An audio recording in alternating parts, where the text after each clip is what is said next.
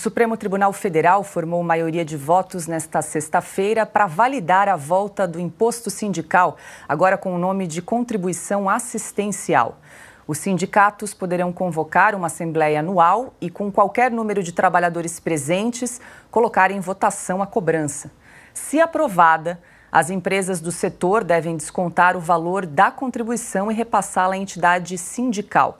Somente ficará isento o trabalhador que comunicar à empresa e ao sindicato que não tem interesse em fazer o pagamento. Até o momento, votaram pela validade da cobrança os ministros Gilmar Mendes, Roberto Barroso, Carmen Lúcia, Edson Fachin, Dias Toffoli e Alexandre de Moraes. O julgamento vai até dia 11 de setembro. Até lá, qualquer ministro pode pedir vista e interromper a análise por tempo indeterminado.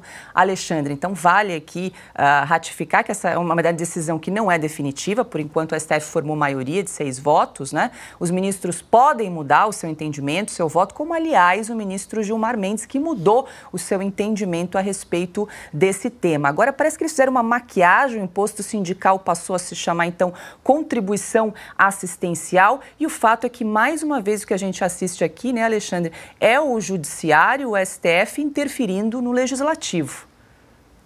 Pois é, o segundo artigo da Constituição diz que os poderes são, nessa ordem, legislativo, executivo e judiciário. O judiciário está por fim porque não é representante do povo diretamente. Não tem a procuração do voto para exercer o poder em nome do povo. Só que, na prática, hoje em dia, o poder legislativo é formado pela Câmara dos Deputados, Senado Federal e o Supremo, que também é Supremo Legislativo, né?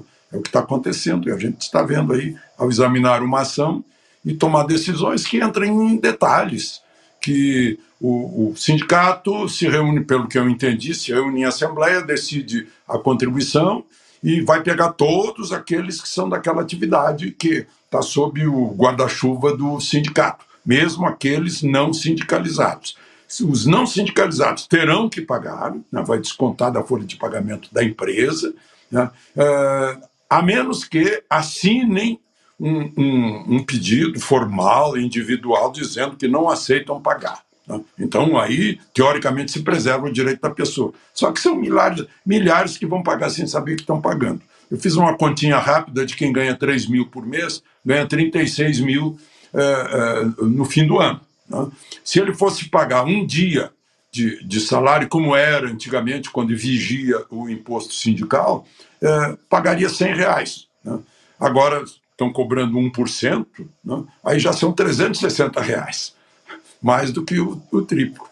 Então é mais uma vez tirando dinheiro do trabalhador que já contribuiu com todos os impostos existentes, porque os impostos são transferidos, né, na cadeia da produção, são custo da mercadoria. Tudo que a gente compra, tudo que a gente come, a gente está pagando imposto.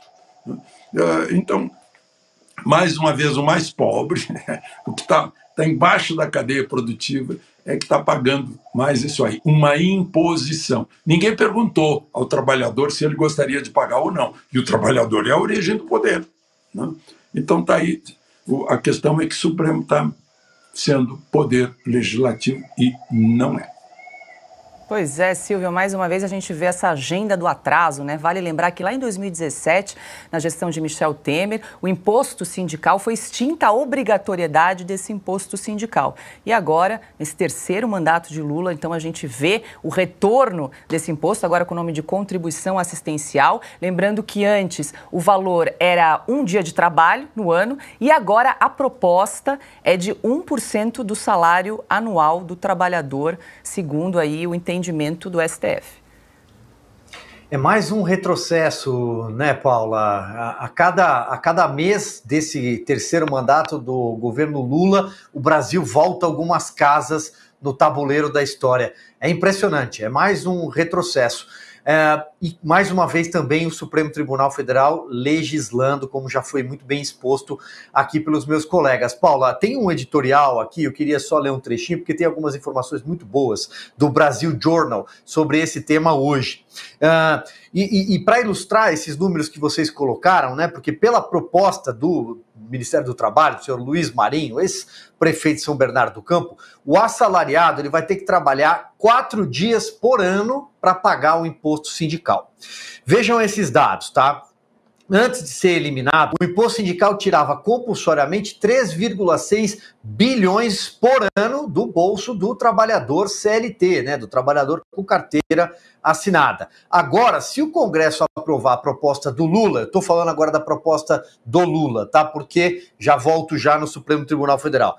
A nova taxa vai subtrair algo como 14 bilhões de reais por ano. Ou seja, no ano em que o novo imposto entrar em vigor, a renda disponível dos trabalhadores para comprar bens e serviços diminui 14 bilhões. E olha, vejam vocês qual é a proposta do Luiz Marinho que está tramitando no Congresso Nacional, foi encaminhado ao Congresso Nacional, tá? Como é que vai funcionar a repartição do dinheiro?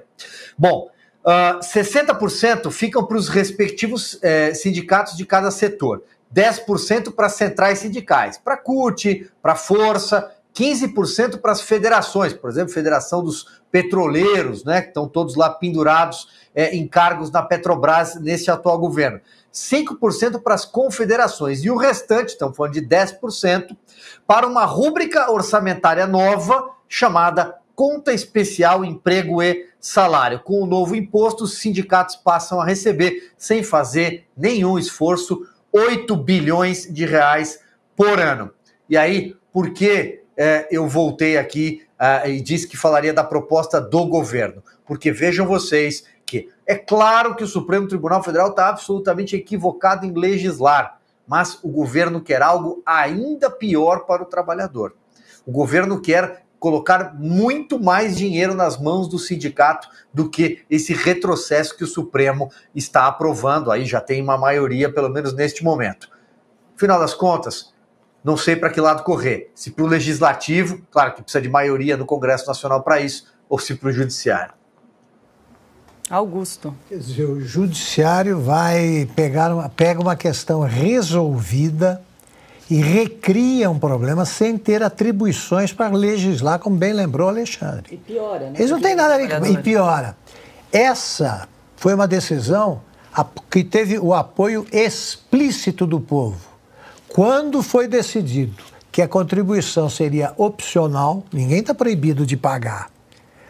O Brasil inteiro, todos os trabalhadores preferiram não pagar por saber que aquilo é inútil, injusto, e porque não faz sentido separar uma parte do que recebe pelo trabalho para sustentar os que vivem do sindicato e não para a classe que representam. Então o Supremo pega o negócio resolvido, apoiado pelo povo, delibera sobre o que não pode contra o povo. Isso é o fim, é o Brasil do poder moderador.